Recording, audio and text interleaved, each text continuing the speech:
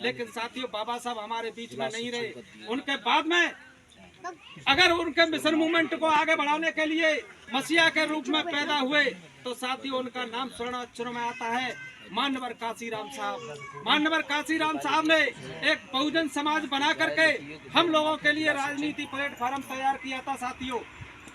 एक राजनीति प्लेटफार्म तैयार करके हम लोगों को हुक्मरान बनाने का साथियों MP MLA सांसद की एक ट्रेनिंग दे करके हम लोग MP MLA सांसद बनने लगे। बाबा साहब की विचारधारा को समझने लगे कि बाबा साहब ने हमारे लिए क्या त्याग और बलिदान दिया था।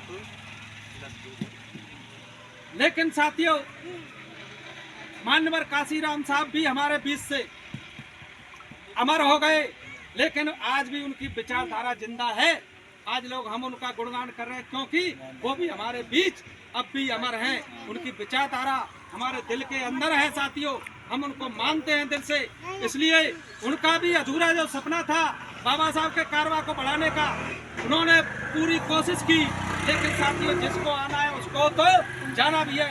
इस जिंदगी का कोई भी पता नहीं है साथियों, क्योंकि इस संसार में बड़े बड़े महाबली राजा महाराजा आए, वो भी इस संसार से छोड़ के चले गए। आप लोगों से मैं कहना चाहता हूँ कि ना रहे राजा बाहुबली, ना रही रानी पद्मावती। अरे आए थे जो चले गए, न जाने कितने कवाली थे साथियों। सिकंदर भी जब इस दुनिया से गया तो दोनों हाथ खाली थे, दोनों हाथ खाली थे।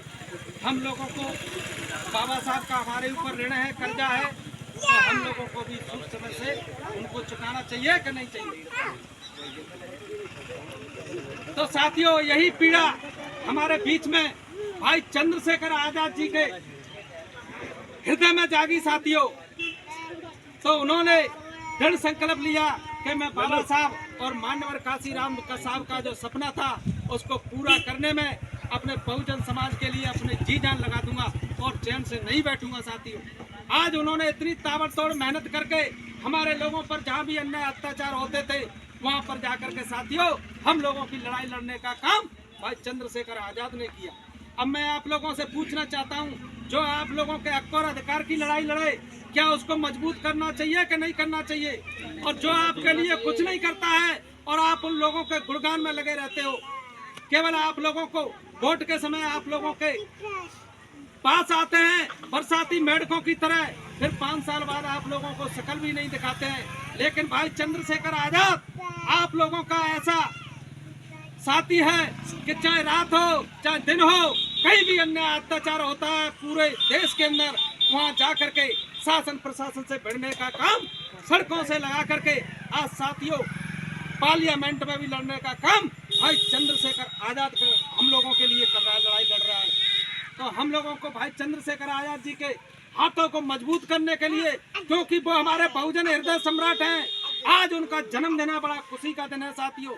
उस उपलक्ष्य में हम लोगों ने आपके यहाँ गांव में हमने एक मीटिंग रखी भीम आर्मी भारत एकता के तत्वदान में साथियों। तो आप लोगों से मैं कहना चाहता हूँ, आज देश का संविधान खतरे में है। जिस संविधान से हम जिंदा हैं, जिस संविधान से हम लोगों को आज़ादी जीने का हक और अधिकार मिला है, मनुवादी लोग धीरे धीरे उसको खत्म करने का काम साथियों कर रहे हैं। अब उसको बचाएगा कौन? भाई संविधान की आज़ादी की जिंदगी जीने का काम आप लोग कर रहे हैं, ऐसी गाड़ियों में घूम रहे हैं, अच्छे अच्छे खाने खा रहे हैं, लेकिन उस संविधान को बचाएगा कौन? अरे ये संविधान खत्म हो गया तो आप लोगों की वो स्थिति होगी कि गले में हांडी होगी और कमर में झाड़ू होगा।